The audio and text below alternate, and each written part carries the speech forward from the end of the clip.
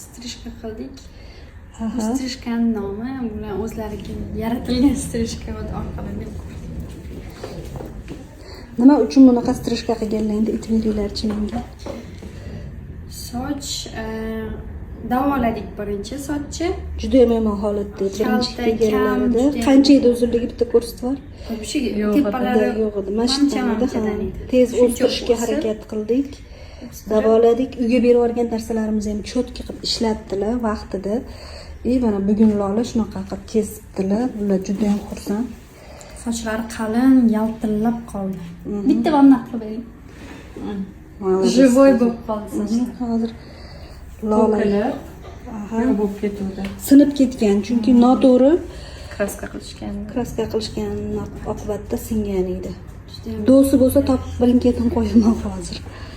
Shu zo'r chiqdi.